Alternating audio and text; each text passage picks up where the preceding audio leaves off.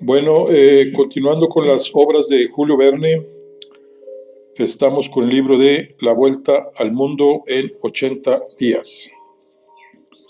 Y vamos a iniciar el capítulo 19, el cual es donde Passepartout demuestra verdadero interés por su amo y lo que le sigue. Hong Kong no es más que un islote que después del Tratado de Nankín, posterior a la guerra de 1842, quedó bajo el control de Inglaterra. En unos cuantos años, el aparato colonizador de la Gran Bretaña había fundado ahí una ciudad importante y el puerto Victoria.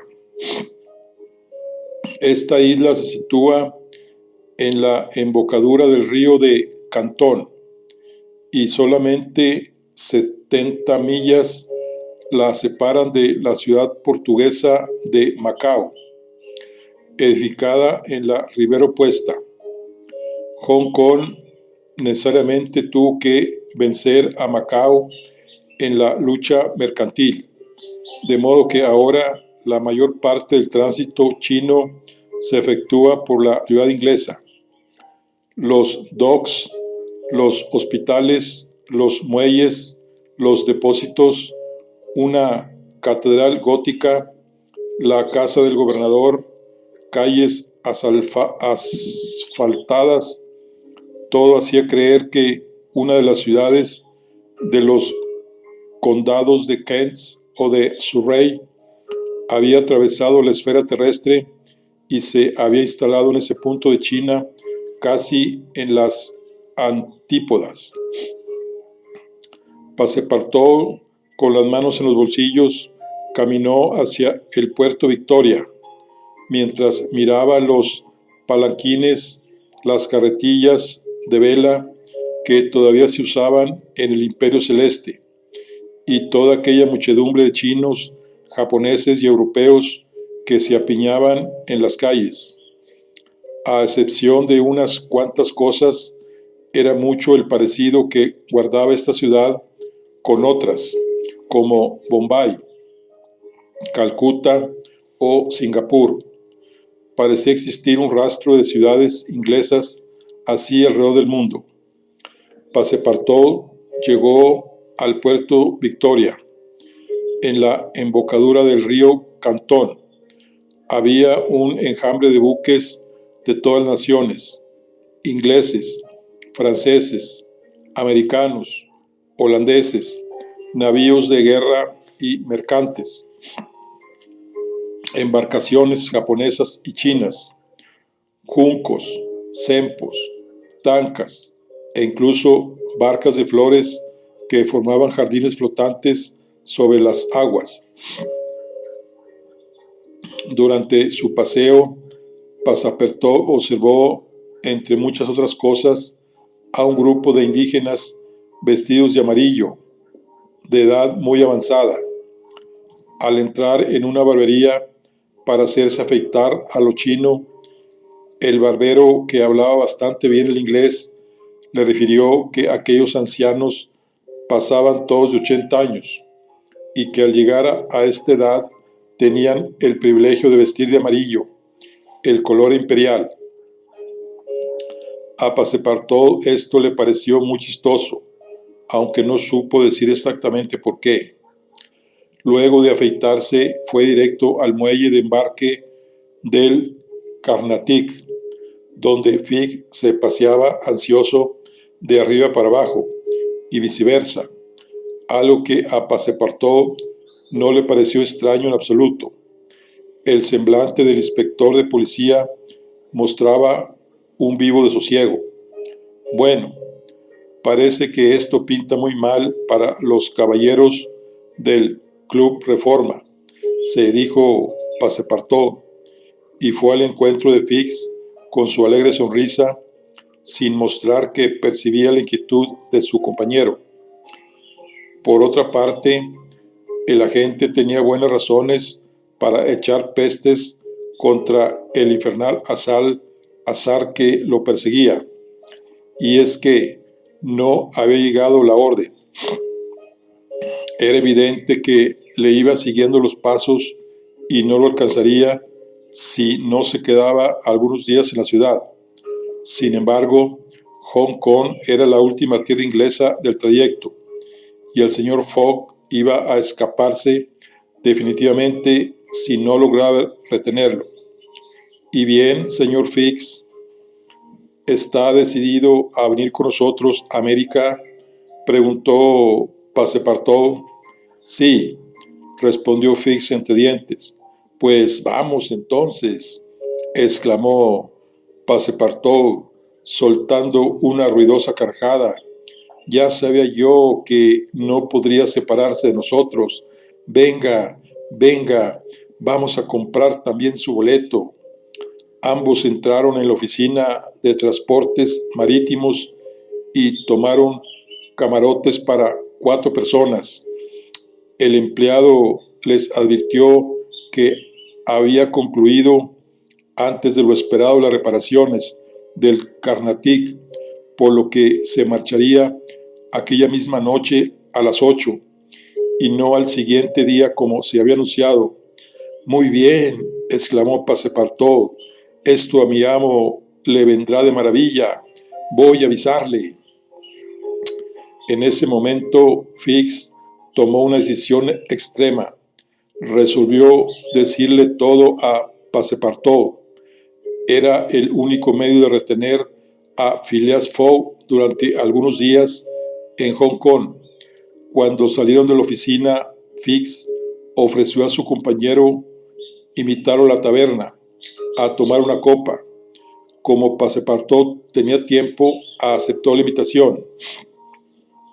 Encontraron en el muelle una taberna de aspecto encantador, donde entraron los dos. Era una sala extensa, bien decorada, en el fondo de la cual había numerosos camastros provistos de almohadones, sobre los cuales había un considerable número de durmientes. Una treintena de clientes ocupaban los grandes mesones de junto, tejido en el salón. Unos empinaban pintas de cerveza inglesa, ale o porter, otros bebían copas de licor, gin o brandy. La mayoría fumaba en largas pipas de barro rojo, llenas de bolitas de opio mezclado con esencia de rosas. De cuando en cuando algún fumador embriagado resbalaba bajo la mesa y los mozos del establecimiento lo tomaban de los pies y la espalda para conducirlo a uno de los catres para que durmiera tranquilamente. Había ahí una veintena de esos borrachos, unos junto a otros, en el último grado de embrutecimiento.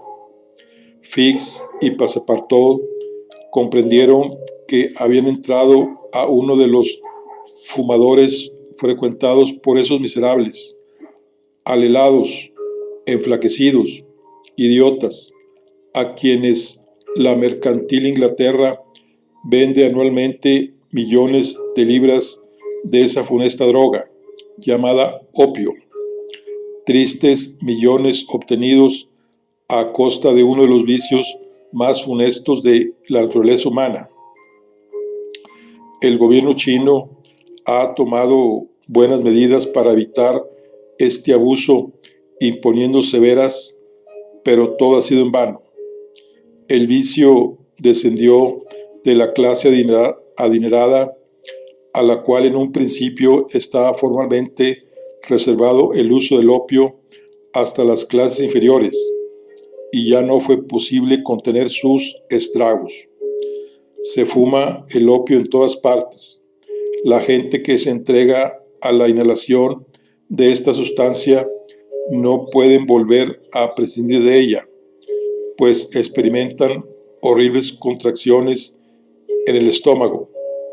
Un fumador puede llegar a consumir hasta 8 pipas al día. Sin embargo, se muere en 5 años. pues fue en uno de estos fumadores que pululan hasta en Hong Kong, donde entraron Fix y Passepartout. Passepartout no llevaba dinero, pero aceptó gustoso la fineza de su compañero y se comprometió a resarciar la deuda en tiempo y forma. Ordenaron 2 botellas de Oporto, a las cuales el francés les hizo el honor, mientras que Fix, más reservado, observaba con suma atención. Hablaron de diferentes temas, en particular acerca de la excelente idea que había tenido Fix al tomar pasaje en el Carnatic, y a propósito del barco cuya salida se había anticipado. Passepartout se levantó, después de haber vaciado las 2 botellas con la intención de ir a advertir a su amo, pero Fix lo detuvo. Un momento, le dijo. ¿Qué es lo que quiere, señor Fix? Necesito hablar con usted de un asunto serio. ¿De un asunto serio?, exclamó Passepartout, vaciando las gotas de licor que habían quedado en el fondo de su vaso. Bueno, ya lo haremos mañana. Hoy no tengo tiempo que perder. Quédese, le dijo Fix. Se trata de su amo. Al oír esto, Passepartout miró con atentamente a su interlocutor. La expresión en la cara de Fix le pareció singular, así que se sentó. ¿Qué es lo que tiene que decirme?, preguntó. Fix apoyó la mano en el brazo de su compañero y dijo con voz baja: ¿Ya adivinó quién soy? Ah, pues claro, dijo Passepartout sonriendo. Entonces voy a confesárselo todo. Pero si yo ya lo sé todo, compadre. Ah, ahora ya no tendrá chiste. En fin, dígame. Pero antes, permítame decirle que esos caballeros gastan su dinero de forma completamente inútil. ¿Inútil?, exclamó Fix. Diga lo que quiera. Se ve que no conoce la importancia de la suma. Pero claro que sí, la conozco perfectamente, respondió Passepartout. Son 20,000 libras. 45,000, respondió Fix y estrechó la mano del francés. ¿Cómo?, exclamó Passepartout. ¿Acaso el señor Fox se ha atrevido 55,000 libras? Bueno, razón de más para no perder el tiempo, añadió, y volvió a levantarse. 55,000 libras, añadió Fix, e hizo sentar de nuevo a Passepartout, al tiempo que pidió que le llevaran una botella de brandy. Y si consigo mi objetivo, ganaré una prima de 2,000 libras, de las cuales le ofrezco 500 si está dispuesta a ayudarme. ¿Ayudarlo?, preguntó desconcertado Passepartout, con los ojos desmesuradamente abiertos. Sí, ayudarme a retener al señor Fox aquí en Hong Kong unos cuantos días. Exclamó Passepartout. Pero, ¿qué es lo que está diciendo? ¿Cómo? No contentos con hacer seguir a mi amo y sospechar de su lealtad, esos caballeros además quieren ponerle obstáculos. ¡Qué vergüenza! ¿Cómo? ¿De qué habla?, preguntó Fix. Quiero decir que es una canallada. Esto equivale a despojar al señor Fox y sacar el dinero del bolsillo. Ah, pues justamente eso es lo que se pretende. Pero si esto es una emboscada, exclamó Passepartout, airado por el influjo del brandy que le servía Fix y que bebía trago a trago sin darse cuenta. Una verdadera emboscada. Esos caballeros, supuestos amigos. Fix empezaba a no comprender. Son sus amigos, exclamó Passepartout. miembros del Reforma Club, sepa, señor Fix, que mi amo es un hombre respetable y que cuando hace una apuesta trata de ganarla con toda legalidad. Pero, ¿quién cree que soy?, preguntó Fix clavando su mirada en Passepartout. Está claro, es usted un agente de los ocios del Club Reforma.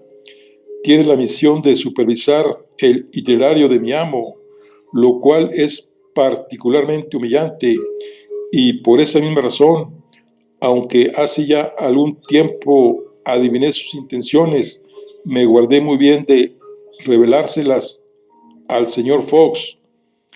De no me, me guardé muy bien de revelárselas al señor Fox. Él no sabe nada, preguntó con viveza Fix. Nada, respondió Passepartout, y de nueva cuenta empinó su vaso. El inspector de policía se pasó la mano por la frente y dudó antes de volver a tomar la palabra. ¿Qué debía hacer? El error de Passepartout parecía sincero, pero hacía todavía más difícil su proyecto. Era evidente que el muchacho hablaba con absoluta buena fe y que no era el cómplice de su amo, que era lo que Fix temía. Pues bien, dijo, puesto que no eres su cómplice, entonces me ayudarás. El agente ahora estaba firme en su resolución y, por otra parte, no tenía tiempo que perder.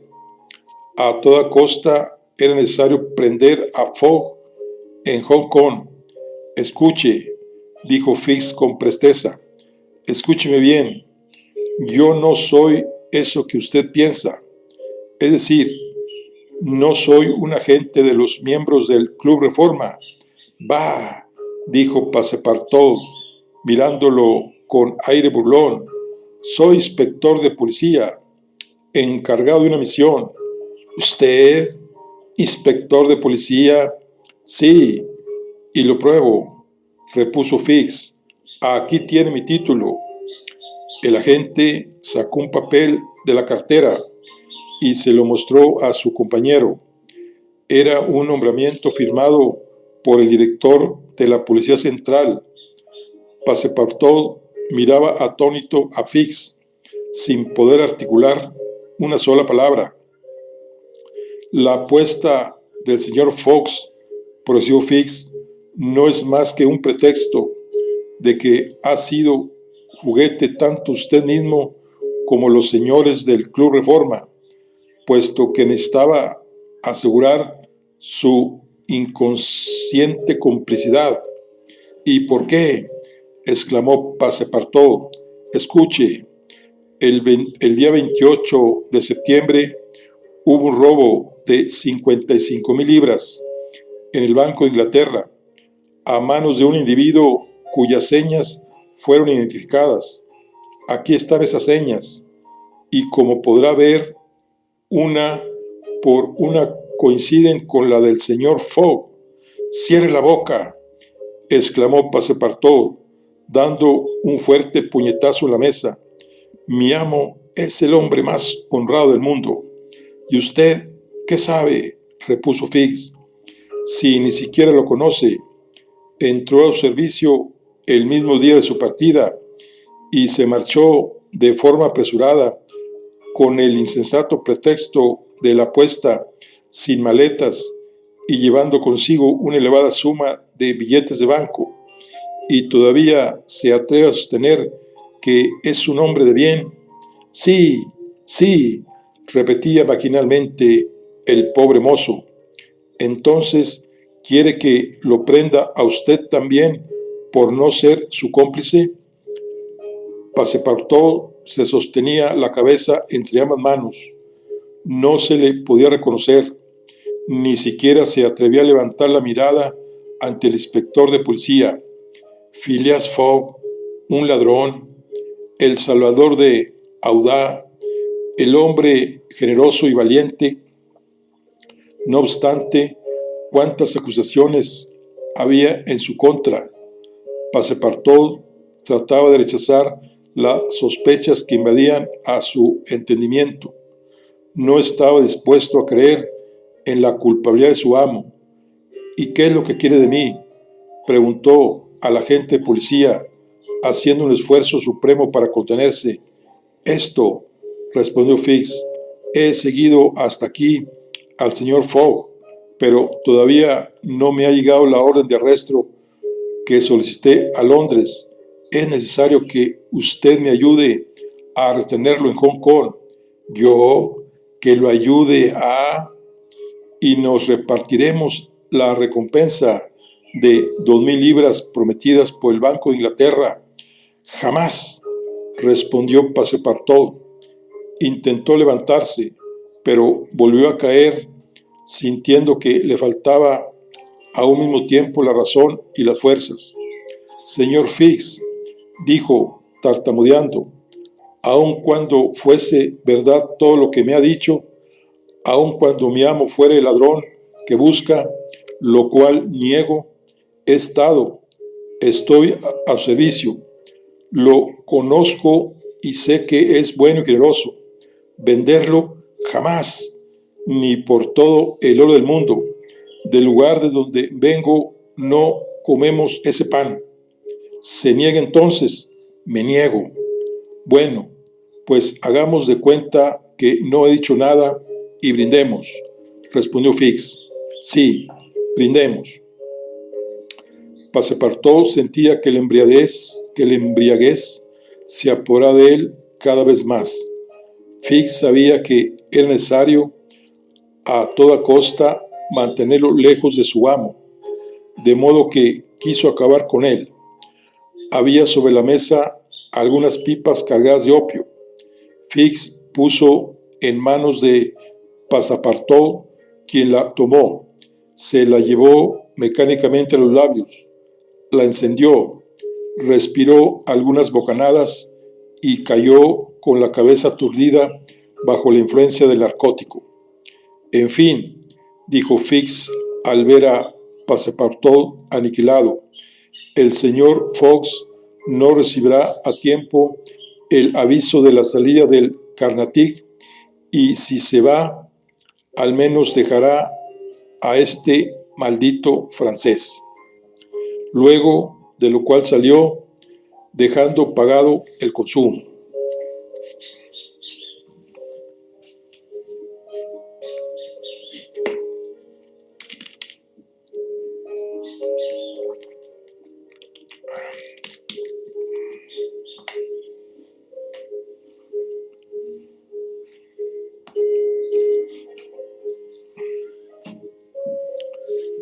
Capítulo 20, donde Fix entra en relación directa con Phileas Fogg. Mientras tenía lugar esta escena que podría comprometer gravemente el porvenir del señor Fox, él paseaba en compañía de Auda por las calles de la ciudad inglesa. Desde que la joven había aceptado la oferta de ir a Europa, el señor Fox había tenido que pensar en todos los pormenores que requería tan largo viaje. Que un inglés como él diera la vuelta al mundo con un bolso de viaje pasaba, pero una mujer no podía emprender semejante travesía en tales condiciones. De aquí que hubiera necesidad de comprar vestidos y los objetos necesarios para el viaje. El señor Fogg se ocupó de atender esa tarea con la calma que le caracterizaba, y a todas las excusas y objeciones que la joven externaba, confundida con tanto obsequio, invariablemente respondía: entra en los gastos de mi viaje y está en el programa. Hecha las compras, el señor Fox y la joven volvieron al hotel y comieron en la mesa redonda, que estaba suntuosamente servida. Después, la señora Auda, algo cansada, se fue a su cuarto, estrechando antes la mano de su imperturbable salvador. El honorable caballero pasó toda la velada leyendo el Times y el Illustrated London News. Si este hombre se hubiera podido asombrar de algo, sería de no haber visto a su sirviente a la hora de ir a dormir, pero como sabía que el vapor salía de Hong Kong hasta el día siguiente, no se preocupó por ello. Sin embargo, la mañana siguiente tampoco acudió passepartout al llamado del timbre del señor Fogg. No podríamos adivinar lo que pensó el honorable caballero al darse cuenta de que su criado no había regresado al hotel. El señor Fogg se conformó con tomar su saco, avisar a la señora Aouda y enviar a buscar un palanquín. Eran entonces las 8 y la plemar que debía aprovechar el Carnatic para su salida estaba indicada para las 9:30. El palanquín llegó a la puerta del hotel. El señor Fox y la señora Aouda subieron al cómodo vehículo y su equipaje lo siguió detrás en una carretilla. Media hora más tarde, los dos viajeros bajaron en el muelle de embarque. Solo hasta llegar ahí se enteraron de que el Carnatic se había marchado la noche anterior. El señor Fox, que contaba con encontrar en ese lugar tanto al buque como a su criado, tuvo que conformarse a prescindir de uno y del otro, sin que en su rostro apareciera señal ninguna de inquietud, y como la señora Aouda lo miraba con preocupación, él se contentó con responderle: «Es solo un incidente, señora, nada más». En ese momento, un personaje que lo observaba con atención se acercó a él. Era el inspector Fix, que lo saludó y le dijo: «Caballero, ¿no es también usted, igual que yo, uno de los pasajeros que llegó ayer en el Rangón?»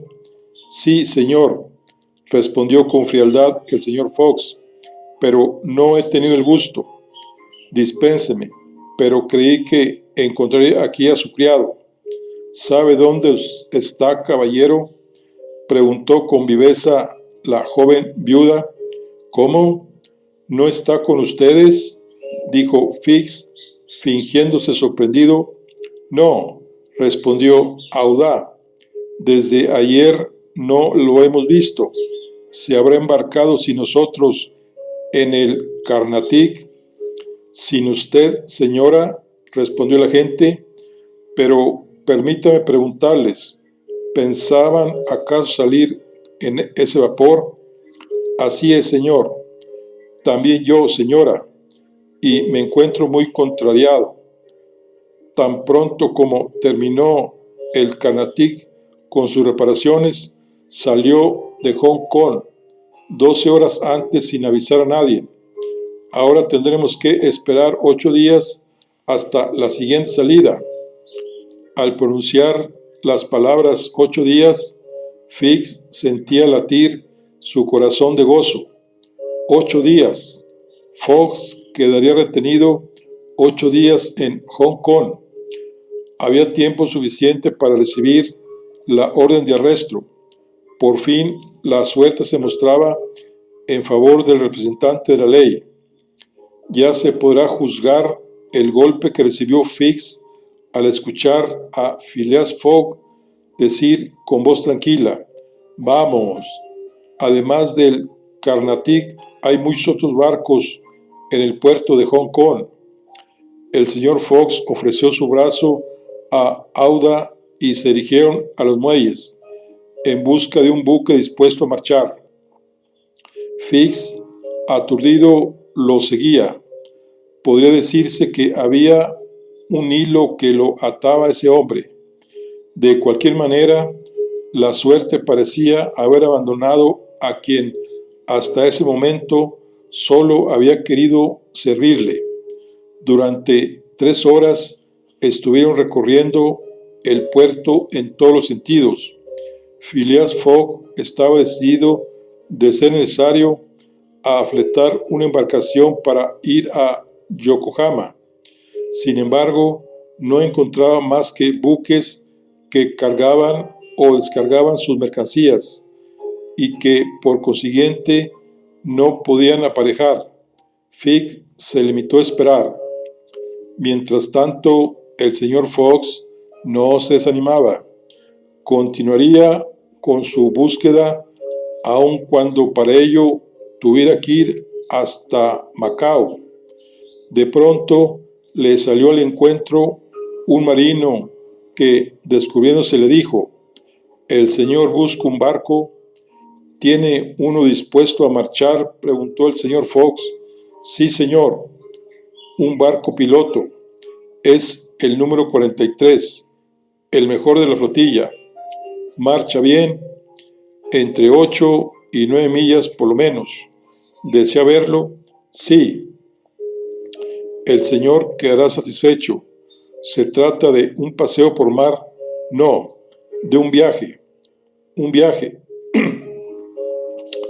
«¿Podría conducirnos a Yokohama?». El marino, al oír esto, se quedó con los brazos colgando y los ojos abiertos como platos. «El señor se burla de mí», dijo. «No, perdimos la salida del Carnatic y tengo que estar a más tardar el día 14 en Yokohama para tomar el vapor a San Francisco». «Lo siento», respondió el piloto, «pero es imposible. Le ofrezco 100 libras por día y una prima de 200 libras si llegamos a tiempo». «¿Es en serio?», preguntó el piloto. «Muy en serio», respondió el señor Fox. El piloto se había retirado un poco para meditar. Miraba el mar y evidentemente se debatía entre el deseo de ganar una importante suma de dinero y el temor de aventurarse tan lejos. Fix estaba muerto de angustia. Entretanto, el señor Fox se había vuelto hacia Aouda para preguntarle: «No sentirá miedo, ¿verdad?». «Con usted no, señor Fox», respondió la joven mujer. El piloto se había vuelto nuevamente hacia el caballero y le daba vueltas al sombrero entre las manos. «¿Y bien, piloto?», dijo el señor Fox. «Pues bien, señor», respondió el piloto, «no puedo arriesgar ni a mis hombres, ni a mí, ni a usted mismo en tan larga travesía sobre una embarcación de 20 toneladas, y en esta época del año. Además, no llegaríamos a tiempo, porque hay 1750 millas de Hong Kong a Yokohama». «1600 tan solo», dijo el señor Fox. «Da lo mismo». Fix respiró una bocanada de aire. «Pero», añadió el piloto, «tal vez hay manera de arreglar las cosas de otro modo». Fix contuvo la respiración. «¿Cómo?», preguntó Phileas Fogg. «Yendo a Nagasaki, al extremo sur de Japón, que son 1100 millas, o solamente a Shanghái, que son 800 millas desde Hong Kong. En esta última ruta nos separaríamos poco de la costa china, lo cual sería una gran ventaja, puesto que las corrientes llevan hacia el norte».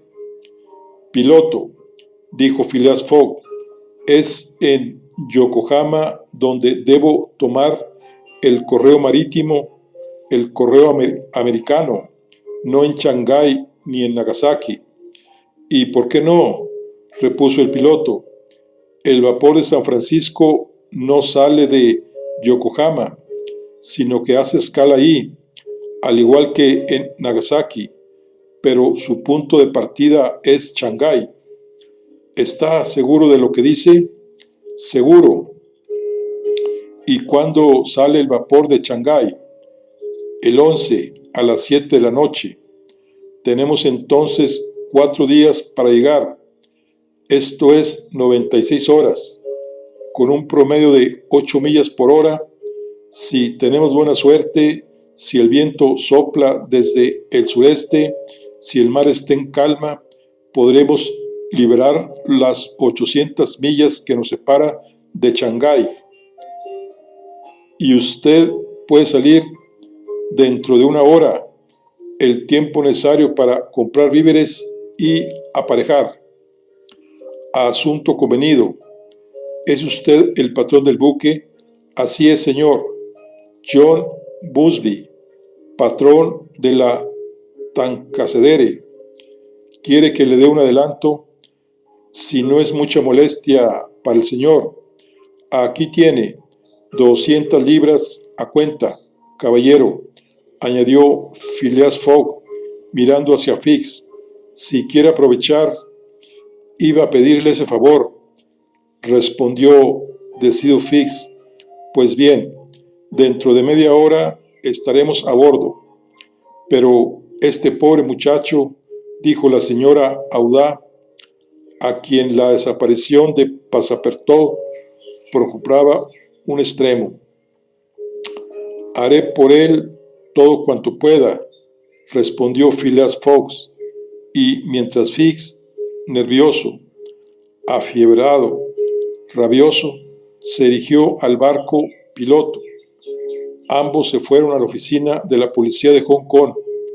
Ahí Phileas Fogg dio las señas de Passepartout y dejó una cantidad suficiente para que lo mandaran de regreso a Europa. La misma formalidad cumplió en el consulado de Francia, y después de haber pasado por el hotel donde recogieron el equipaje, volvieron los viajeros al puerto.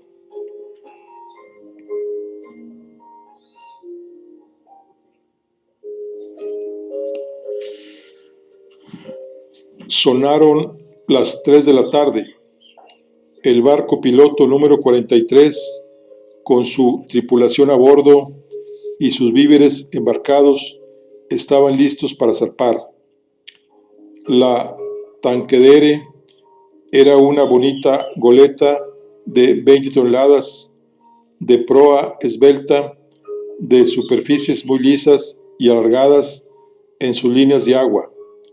Podría pasar por un yate de carreras.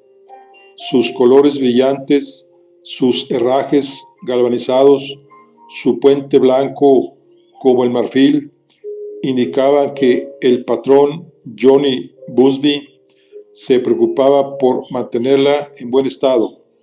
Sus 2 mástiles se inclinaban un poco hacia atrás.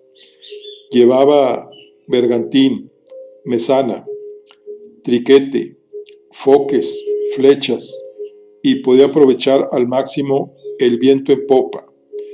Debía marchar maravillosamente. De hecho, había ganado ya muchos premios en las carreras de barcos pilotos. La tripulación de la Tankadere estaba conformada por el patrón John Busby y 4 hombres rudos marinos que desde siempre se habían aventurado en empresas difíciles y conocían perfectamente aquellos mares. John Busby, de 45 años, era un hombre vigoroso, de tez morena, mirada viva y enérgica figura, bien plantada y muy a su modo. Hubiera podido inspirar confianza hasta en los más recelosos. Phileas Fogg y la señora Audá pasaron a bordo, donde ya se encontraba Fix. Por el capó de popa de la goleta bajaron a una cámara cuadrada, cuyas paredes se arqueaban alrededor de un diván circular. En medio había una mesa iluminada por una lámpara a prueba de vaivén. Era un espacio muy reducido pero limpio. Lamento no poder ofrecerle algo más y mejor, dijo el señor Fox a Fix, quien se inclinó sin responder. El inspector de policía se sentía de cierta forma humillado por aprovechar los obsequios del señor Fox. Con toda seguridad es un bandido, pensaba. Un bandido muy cortés, pero bandido en fin. A las 3:10 izaron las velas.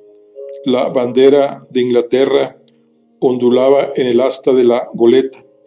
Los pasajeros estaban sentados en el puente.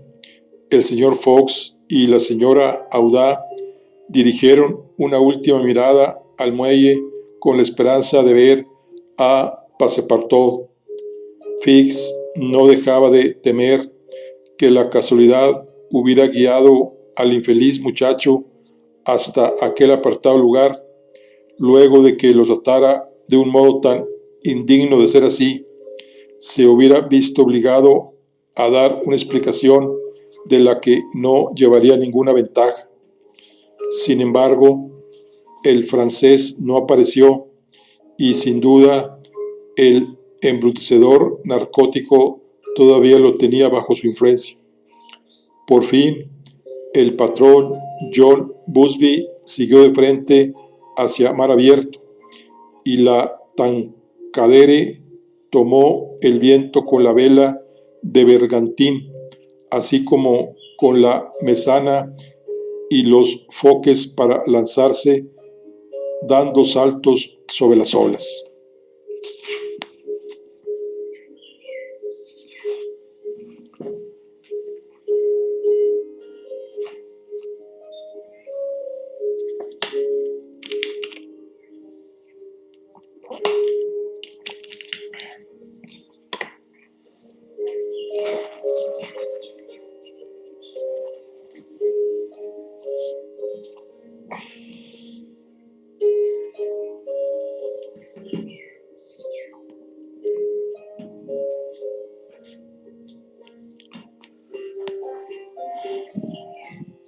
Capítulo 21, donde el patrón de la Tankadere se arriesga a perder una prima de 200 libras. Era una riesgosa expedición la de navegar esas 800 millas sobre una embarcación de 20 toneladas, sobre todo en aquella época del año. Por lo general, los mares de China son malos, expuestos a terribles vendavales, principalmente durante los equinoccios, y estaban todavía en los primeros días de noviembre. Hubiera sido ventajoso para el piloto conducir a los viajeros hasta Yokohama, puesto que le pagaban por día. Era evidente, mas la imprudencia de intentar una travesía como la que hacían al subir hasta Shanghái en estas condiciones eran ya bastante audaces, por no decir temerarias. Sin embargo, John Busby confiaba plenamente en su Tankadere, que se elevaba sobre el oleaje como una malva, y es posible que no estuviera equivocado. Durante las últimas horas de esta jornada, la Tankadere navegó por los pasos caprichosos de Hong Kong y se había conducido admirablemente en todas sus maniobras con el viento en popa. Piloto, no necesito recomendarle que aplique todos los medios para ir a la máxima velocidad posible, dijo Phileas Fogg cuando la embarcación salía mar afuera. Confíe en mí, respondió John Busby. En materia de velas, llevamos todo lo que el viento permite llevar. Las flechas no ayudarán de nada, solo holgarían la embarcación en perjuicio de nuestra marcha. Es su oficio y no el mío. Piloto, confío en usted. Phileas Fogg, con el cuerpo bien firme, las piernas separadas, los pies plantados en la cubierta como un marino, miraba, sin alterarse, el escarpado mar. La joven, sentada en la popa, contemplaba emocionada el océano, al cual se habían aventurado en una débil embarcación, ensombrecido ya por el crepúsculo. Sobre su cabeza se hinchaban las blancas velas que los arrastraban por espacio como grandes alas. Las goletas, llevada por el viento, parecía volar. La noche cayó. La luna entraba en su primer cuarto y su insuficiente luz debía extinguirse pronto entre las brumas del horizonte. Las nubes que venían del este habían invadido ya una parte del cielo. El piloto había dispuesto sus faros de posición, una precaución indispensable en aquellos mares muy frecuentados en las cercanías de la costa. No eran raros los encuentros entre buques y con la velocidad que llevaba la goleta, fácilmente hubiera podido estrellarse al menor descuido. Fix estaba meditabundo en la proa. Se mantenía aparte, pues sabía que Fox no hablaba mucho. Además, le repugnaba hablar con el hombre de quien se había visto obligado a aceptar un favor tan grande. También pensaba en el porvenir. Estaba seguro de que el señor Fox no se tendría en Yokohama, sino que tomaría de inmediato el vapor de San Francisco, a fin de llegar a América, cuya vasta extensión le aseguraría completa impunidad. El plan de Phileas Fogg le parecía sumamente sencillo. En lugar de embarcarse en Inglaterra hacia los Estados Unidos como un delincuente vulgar, Fox le daría la vuelta al mundo, atravesando 3/4 partes del globo, a fin de alcanzar con mayor seguridad el continente americano, donde se gastaría con toda tranquilidad el dinero del banco, después de haber desorientado a la policía.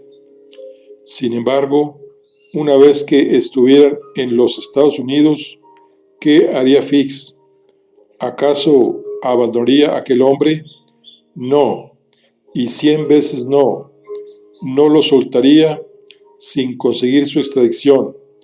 Era su deber y lo cumpliría hasta el final. En todo caso, se le presentaba una circunstancia favorable.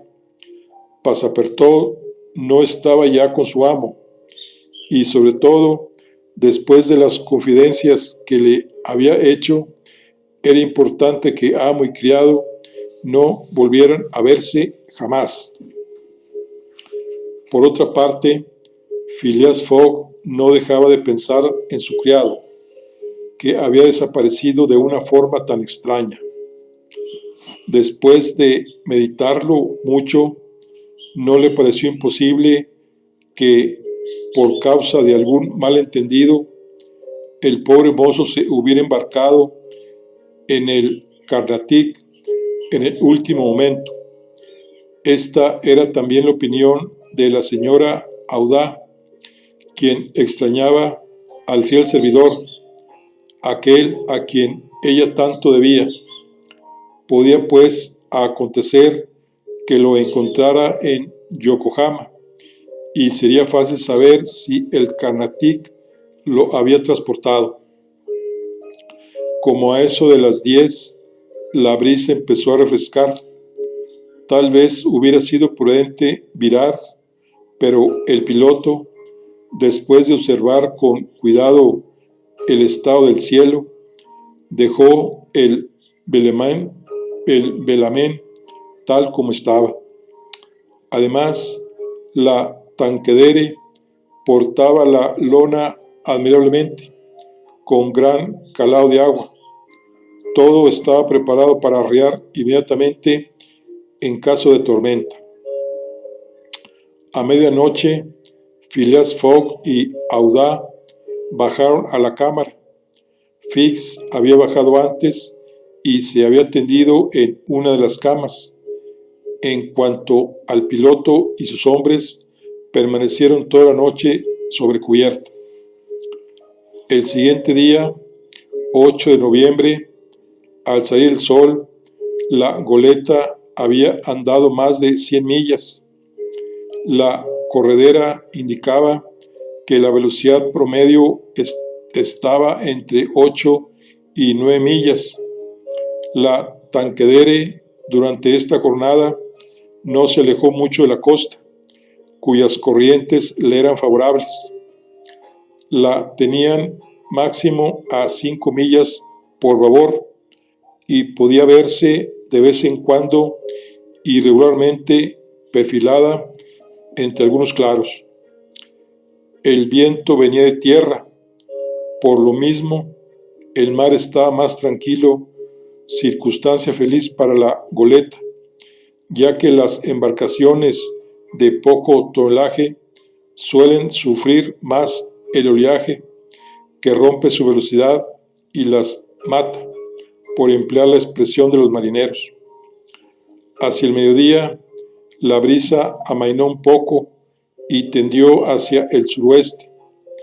El piloto mandó desplegar las flechas, pero al cabo de 2 horas las arrió porque el viento volvió a arreciar. Por suerte, el señor Fox y la joven Aouda eran inmunes al mal del mar, así que comieron con apetito las conservas y las galletas que llevaban a bordo. Convidaron a Fix, quien tuvo que aceptar, pues sabía que era necesario dar lastre al estómago, igual que a los buques, pero eso no dejaba de irritarlo. Viajar a expensas de ese hombre, nutrirse con sus propios víveres, encontraba aquello como poco leal. Sin embargo, comió, con reservas, es verdad, pero al fin comió. Cuando terminaron de comer, el señor Fix consideró pertinente llamar aparte al señor Fox y decirle: caballero. La sola palabra caballero lo llenaba de indignación y hasta se contenía para no írsele al cuello a aquel caballero. Ha sido usted muy obsequioso al ofrecerme pasaje a bordo de la nave que fletó. Sin embargo, aunque mis recursos no me permiten tener la misma holgura que usted, entiendo que pagaré mi parte. No hablemos de eso, señor, respondió el señor Fox, pero insisto. No, señor, repitió Fox con voz que no admitía réplica. Eso entra en los gastos generales. Fix hizo una inclinación para agradecer, aunque se sofocaba, de modo que fue a recostarse a la proa y no volvió a decir una sola palabra en todo el día. Entretanto, avanzaban a toda velocidad. John Busby tenía una perspectiva optimista del viaje. Varias veces dijo al señor Fox que llegaran a tiempo a Shanghái. A su vez, el señor Fox respondía simplemente que contaba con ello. De ahí, es más, toda la tripulación de la pequeña goleta se mostraba entusiasta. La recompensa prometida avivaba el carácter de estos valientes hombres. Por consiguiente, no había escota que no se hallase bien tendida, ni vela que no estuviese bien tensada, ni podía reprocharse al timonel bandazo alguno. No hubiera maniobrado con mayor maestría en una regata del Royal Yacht Club. Por la tarde, El piloto levantó la corredera y vio que habían recorrido 220 millas desde Hong Kong. Phileas Fogg pedía esperar que cuando llegaran a Yokohama no tendría retrasos que apuntar en su programa. Por consiguiente, el primer contratiempo serio que experimentaba desde su salida de Londres probablemente no le causaría perjuicio alguno. Durante la noche y hacia las primeras horas de la mañana, la Tankadere se adentró de lleno en el estrecho de Fo Kiu, que separa la costa china de la gran isla de Formosa, cortada por el trópico de Cáncer. El mar era muy difícil en ese estrecho. Las contracorrientes formaban gran cantidad de remolinos. La goleta navegaba con grandes esfuerzos, mientras que la marejada quebrantaba su marcha y se volvió muy difícil mantenerse en pie sobre la cubierta. Con el amanecer, el viento reció todavía más. Había en el cielo algunas señas que indicaban la cercanía de un chubasco. Además, el barómetro anunció un próximo cambio en la atmósfera. Su marcha diurna era irregular y el mercurio oscilaba caprichosamente. Hacia el sureste se podía ver cómo la superficie del mar se escarpaba en grandes olas que olían a tempestad. El día anterior, el sol se había ocultado tras una bruma roja entre los destellos fosforescentes del océano. El piloto estudió durante largo rato el mal aspecto del cielo y murmuró entre dientes algunas palabras poco inteligibles. En cierto momento se acercó a su pasajero y dijo en voz baja: «¿Puedo ser completamente franco?» «Completamente», respondió Phileas Fogg. «Pues bien, vamos a tener tormenta». «¿Del norte o del sur?», preguntó simplemente el señor Fox. «Del sur. Ve hacia allá. Es un tifón que se prepara para caer». «Pues muy bien por el tifón que viene del sur», respondió Fox, «pues nos empujará hacia el lado que debemos ir». «Si así quiere tomarlo el señor», replicó el piloto, «nada tengo que decir». Los presentimientos de John Busby no estaban equivocados. En una época menos avanzada del año, el tifón, según expresión de un célebre meteorólogo, se hubiera desvanecido en cascada luminosa de llamaradas eléctricas, pero en equinoccio de invierno era muy probable que se desencadenara con violencia. El piloto tomó sus precauciones de antemano, arrió todas las velas sobre cubierta, se rebasaron los botadores, las escotillas fueron cuidadosamente selladas de modo que ni una gota de agua pudiera penetrar en el casco de la embarcación. Izaron una sola vela triangular en trinquetilla que ayudaría a mantener a la goleta con el viento en popa y esperaron.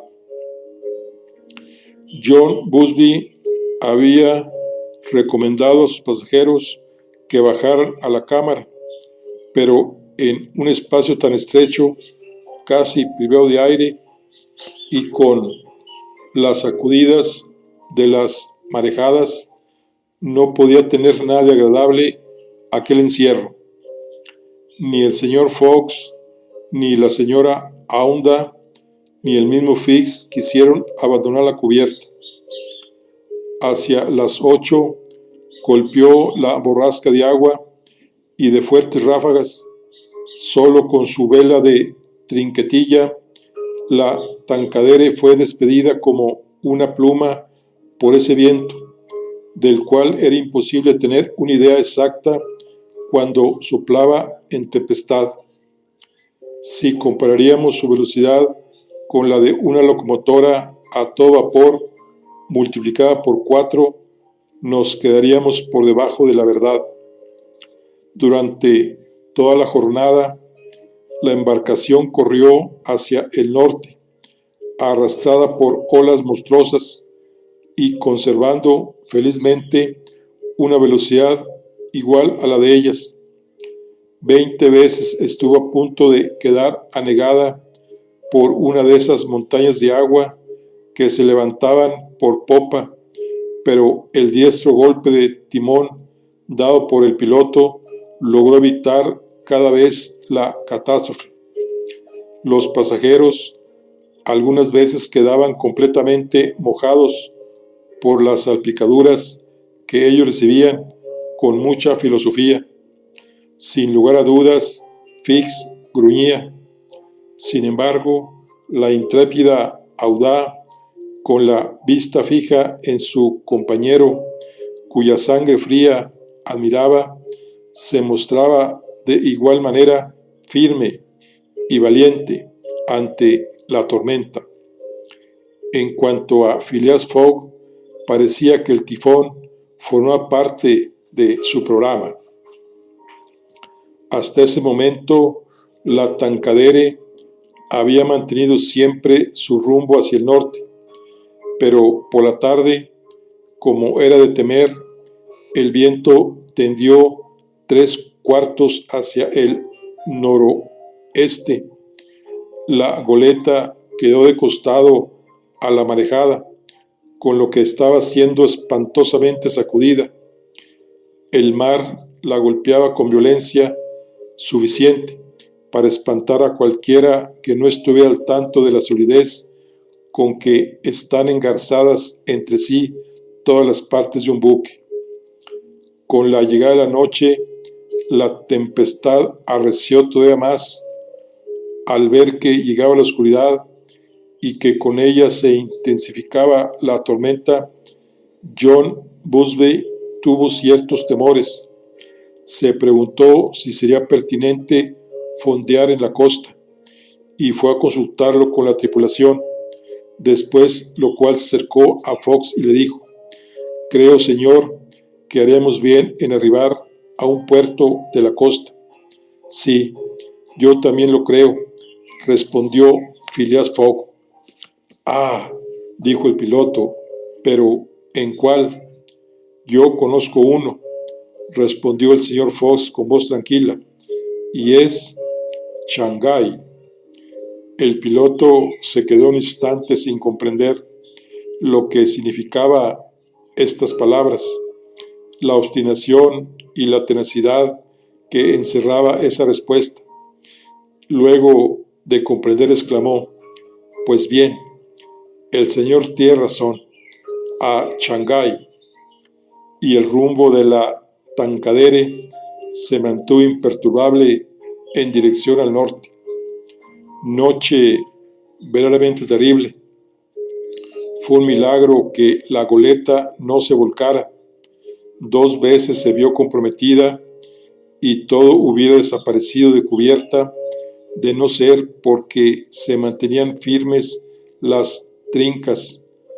Audá estaba destrozada, pero no exhaló queja alguna. En más de una ocasión, el señor Fox debió acudir a ella para protegerla contra la violencia de las olas. Al asomar el día, la tempestad todavía se desencadenaba con extraordinario furor. Sin embargo, el viento volvió al sureste, lo cual era un cambio favorable, con lo que la Tancadere de nuevo pudo hacer rumbo en aquel mar bravío,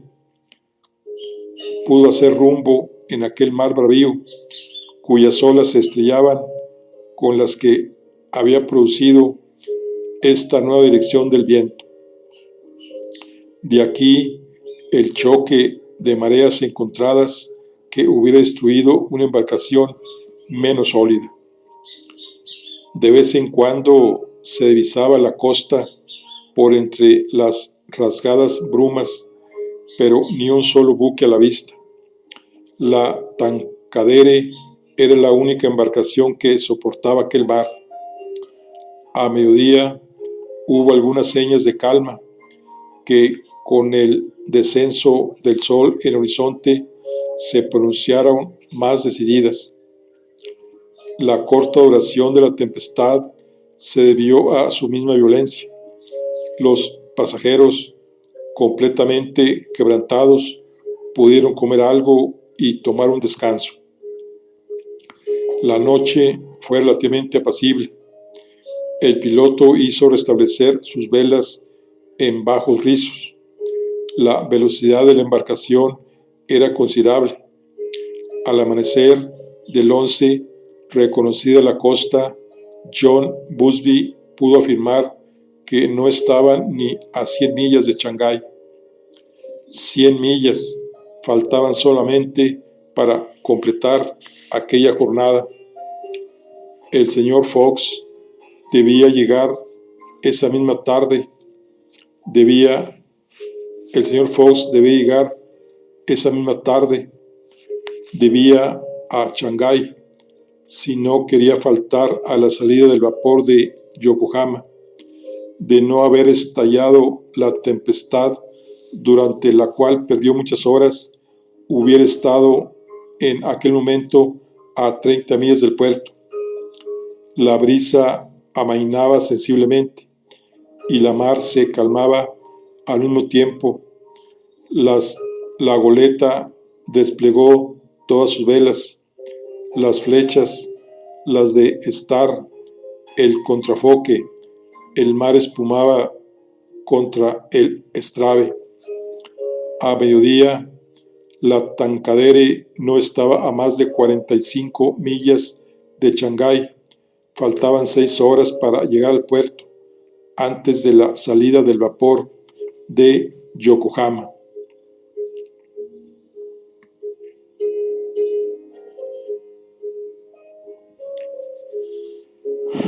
A bordo, los temores se despertaron con viveza. Querían llegar a toda costa. Todos, excepto Phileas Fogg, sentían latir su corazón con impaciencia. Era necesario que la goleta mantuviera un promedio de 9 millas por hora y el viento seguía calmándose. Era una brisa irregular que soplaba de la costa a rachas y después de su paso desaparecía el oleaje. No obstante, la embarcación era muy ligera y sus velas de tejido fino recogían muy bien los movimientos sueltos de la brisa, a lo que ayudaba también la corriente.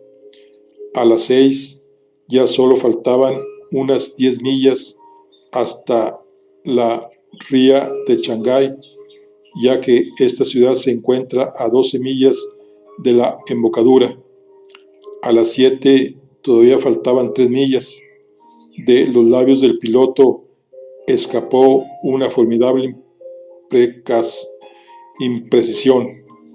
La prima de 200 libras iba a escaparse. Miró al señor Fox, quien seguía impasible, a pesar de que en aquel momento se jugaba la fortuna entera. De pronto apareció sobre las aguas un largo huso negro, coronado por un penacho de humo. Era el vapor americano que salía a la hora reglamentaria. «¡Maldición!», exclamó John Busby, que rechazó la barca con un gesto desesperado. «Señales», dijo simplemente Phileas Fogg. En la proa de la Tankadere había un cañoncito de bronce que servía para dar señales en tiempo de bruma. El cañón se cargó hasta la boca, pero en el momento en que el piloto iba a aplicar la mecha, dijo el señor Fox: «¡La bandera!». Arriaron a medio mástil la bandera en demanda de auxilio. Esperaban que al verla El vapor americano modificaba su rumbo para acudir a la embarcación. «Fuego», dijo el señor Fox, y la detonación estalló por los aires.